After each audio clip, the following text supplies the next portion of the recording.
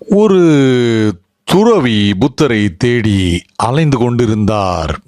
அவர் பல வருடங்கள் பயணம் செய்து கடைசியாக புத்தர் வாழ்ந்து கொண்டிருந்த நாட்டிற்கு வந்து சேர்ந்தார்.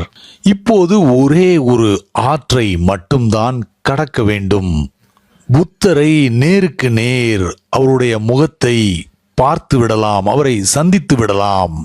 அதை நினைத்து பார்த்ததும் படு உற்சாகமானார் அந்த துறவி. அந்த ஆற்றின் அடுத்த கரையை அடைவதற்கு சிறிய படகு ஏதாவது கிடைக்குமா என்று அங்குள்ள மக்களிடம் விசாரித்தார். ஏனென்றால் ஆறு மிகவும் அகலமாக இருந்தது. அந்த பகுதி மக்களோ அவரிடம், ஒருவராலும் உங்களை அந்த கரைக்கு கொண்டு போய் சேர்க்க முடியாது. ஏனென்றால் யாரெல்லாம் அந்த கரைக்கு செல்கிறார்களோ அவர்கள் யாருமே திரும்பி இந்த கரைக்கு வருவது